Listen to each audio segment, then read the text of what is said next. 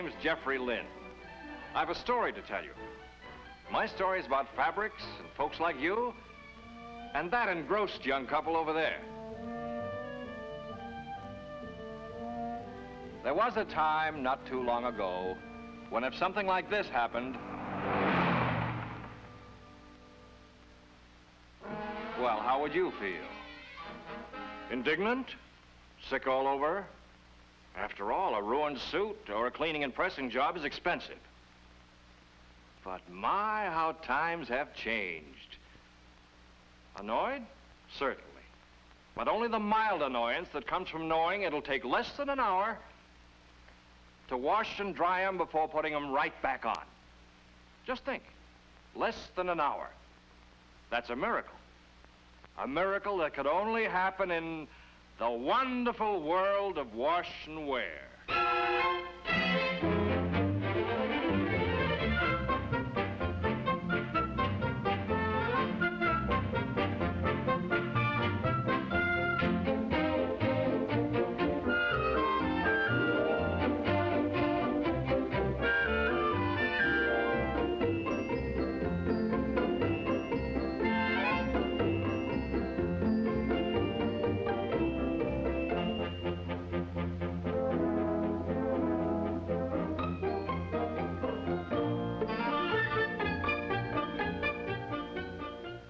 Yes, something besides the time has changed.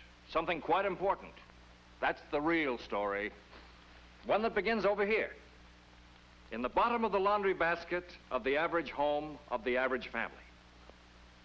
For about 6,000 years now, give or take a couple, we've faced the problem of covering our bodies with clothing.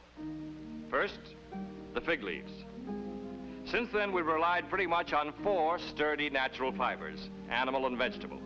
Like, for instance, wool, silk, cotton, and linen. Yes, since the Stone Age, man has spent a lot of time seeking better materials for his clothes. Plus, a good deal more towards finding easier and different, always newer, always better ways to get his clothing clean. Right up to today's automatics.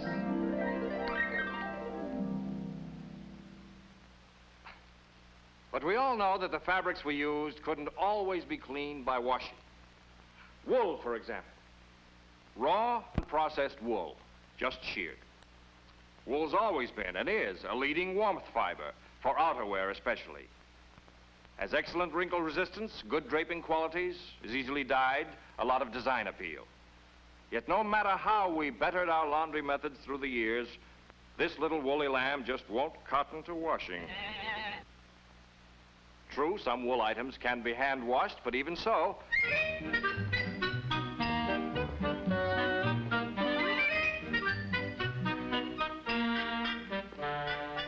that lad's growing as fast as crabgrass, so that sweater shrank. We all know wool shrinks like no other natural fiber. So with wool clothing, it's either costly, time-consuming dry cleaning, or we clean and press it as best we can with spot remover and an iron.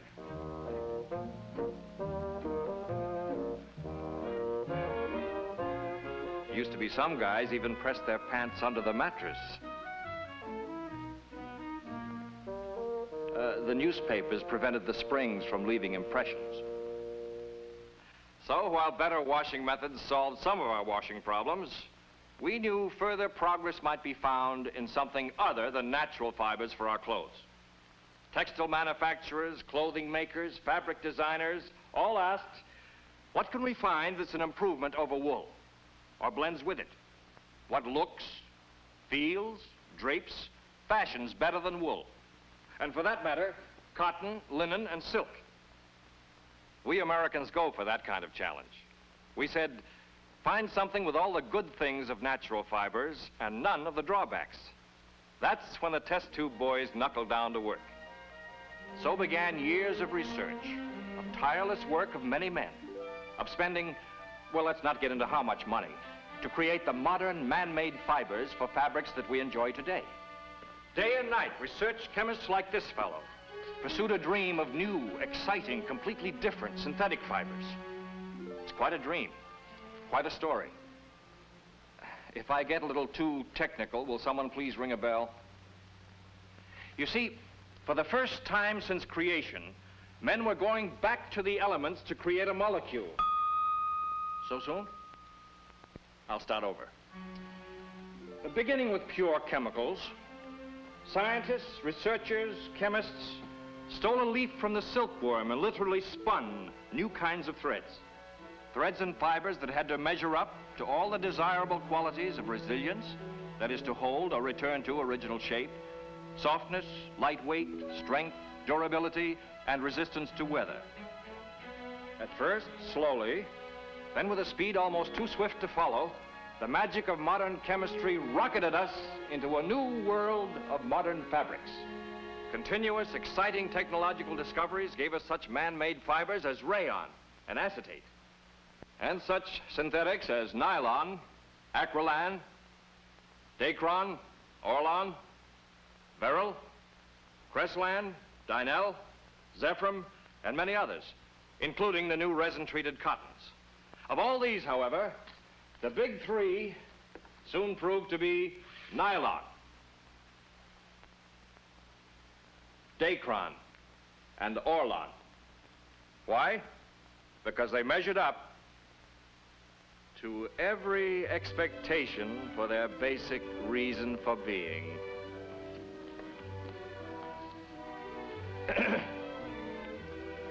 Take that young fellow. Wears a suit of Dacron.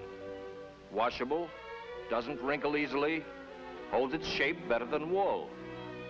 His girlfriend wears a sweater of Orlon. Soft, with a luxurious feel, lightweight, yet warm and weather resistant. And Peeping Tom has a nylon jacket. Very light, yet it holds its shape because of its elasticity. Not only lightweight, but plenty tough. Oops, watch out, son. Yes, a fiber so strong that many a paratrooper, many an airman owes his life to a nylon parachute. Well, no one of these modern fibers meets all our clothing needs. But when we married them with the age-old natural fibers, we raised a brand new family of fabrics with greater strength, resilience, and new versatility. More important, these complementary blends meant that more and more clothing items could use new man-made fibers.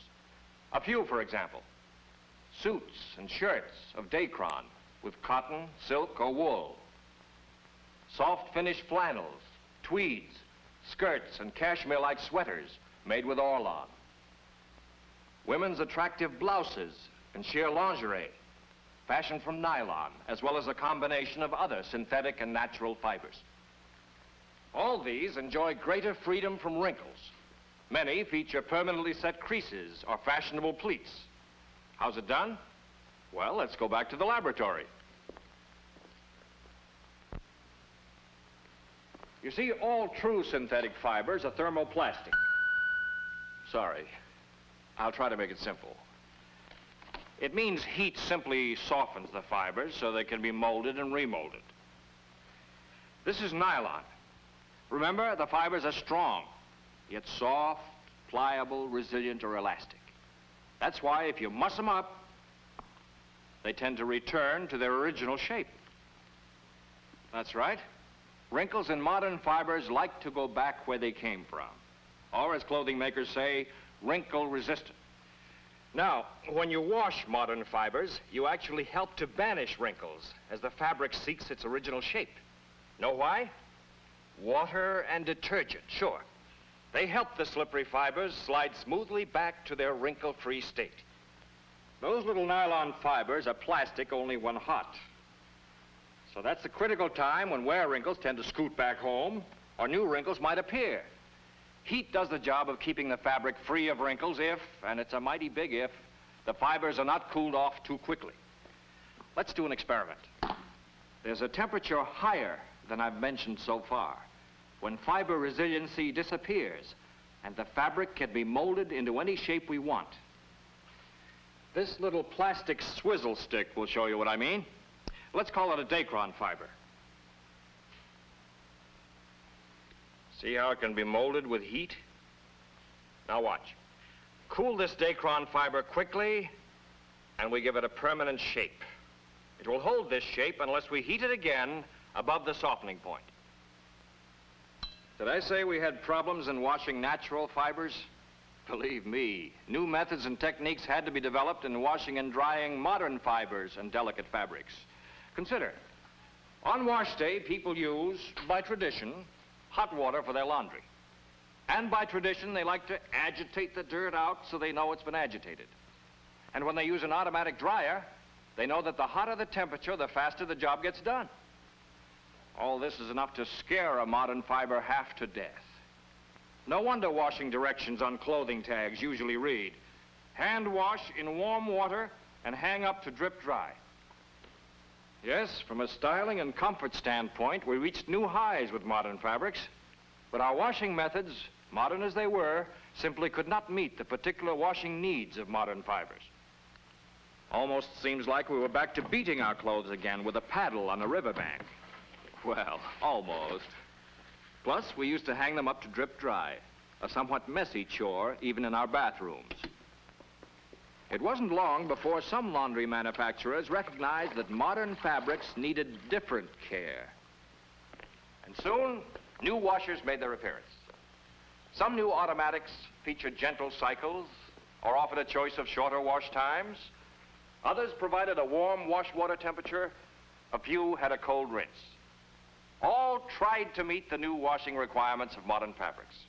Requirements which were to become even more exacting because the laboratories of science and the apparel industry suddenly catapulted us into the wonderful world of wash and wear. Modern fibers, alone or in blends with natural fibers, brought new innovations in cool, crisp, comfortable clothes. Everything from shorts and casual slacks to colorful sport coats. From sun-happy sports shirts to fine weave dress shirts.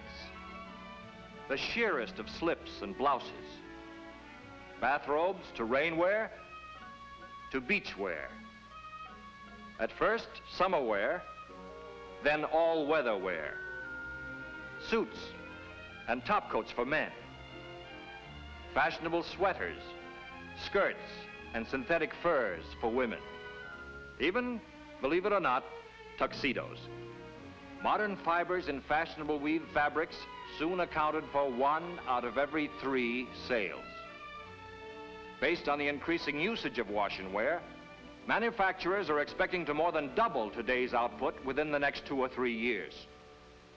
For example, they'll turn out 3,440,000 suits, 5,500,000 jackets, 13,900,000 slacks, and 21,900,000 business shirts.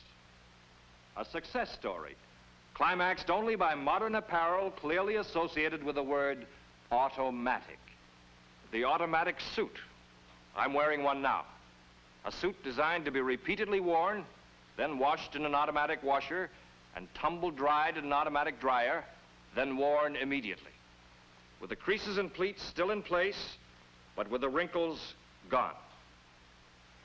Small wonder it's called a limited care item. But to give it even limited care requires certain basic musts. Knowing them will help you in buying wash and wear. Generally speaking, these are warm wash water, short washing cycle, gentle agitation, water cool down, gentle spinning, cold rinse, right drying temperature, and drying cool-off. But speaking specifically, laundry research specialists asked, what is warm? Here's a shirt washed in water that wasn't hot enough. The wear wrinkles, especially around the belt line, just couldn't return to their original position and disappear. We call this losing their plastic memory. This skirt was washed in water that was too hot.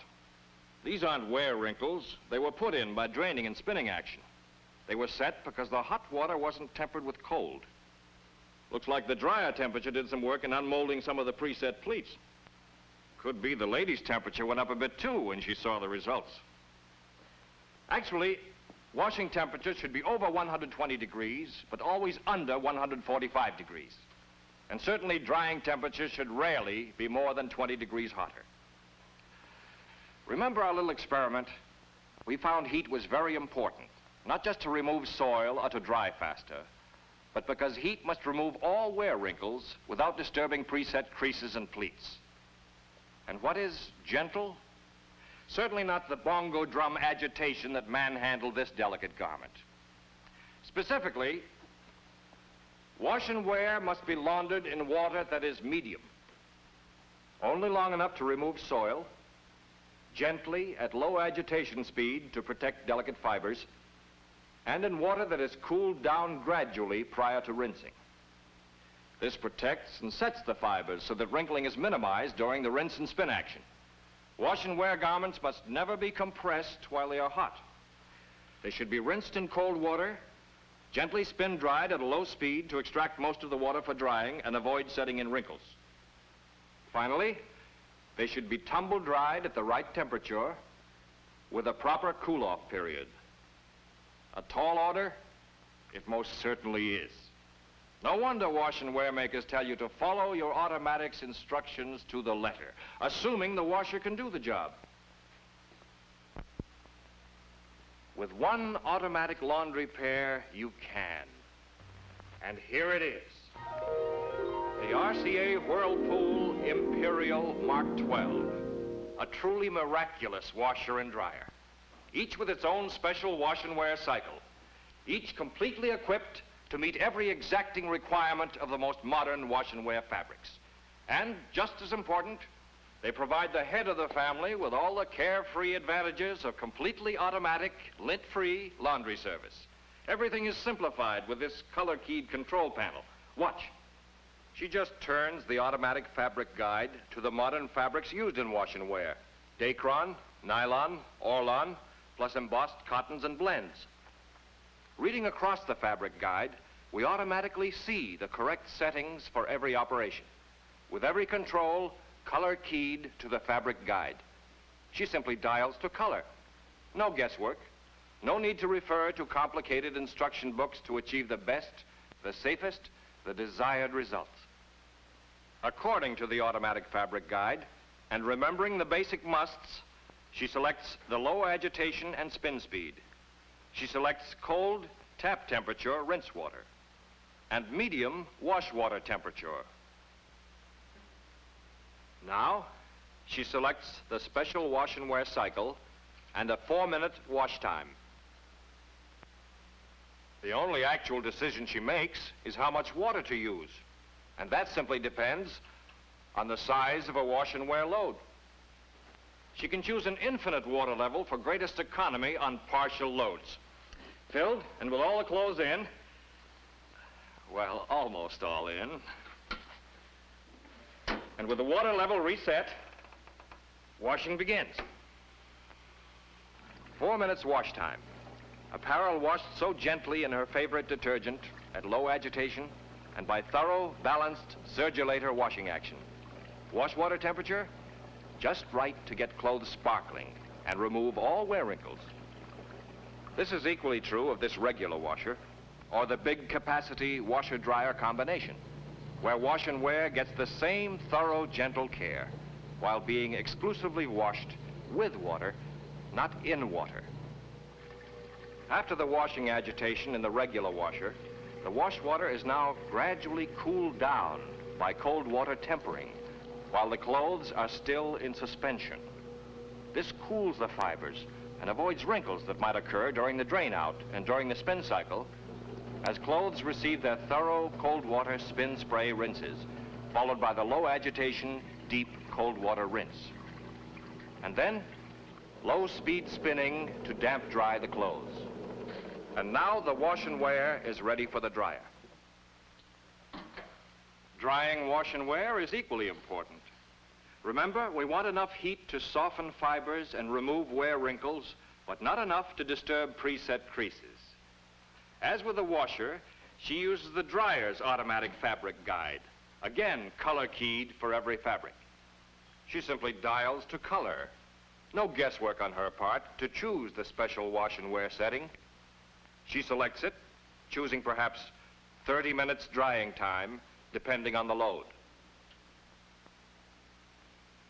And with this single setting, she automatically gets the proper, safe drying temperature for wash and wear. And now the clothes are gently tumble-dried in safe, tempered heat. Again, this is equally true of the regular dryer or the washer-dryer combination. Always fast, safe drying of wash and wear that protects every fiber with the right temperatures, and whether in the combination or regular dryer, during the final 10 minutes, wash and wear items are gradually cooled down as they are tumbled in unheated air, a special feature that prevents wrinkles from being set when the dryer stops. And the Sunshine Fresh results?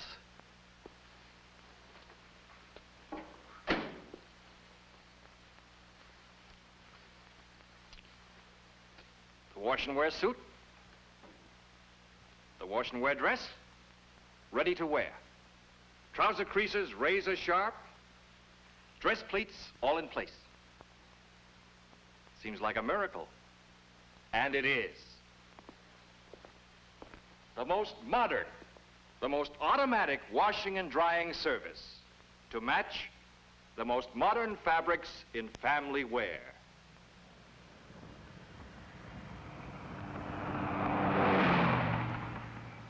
I believe this is where we came in. In case you're worried, they stepped back just in time.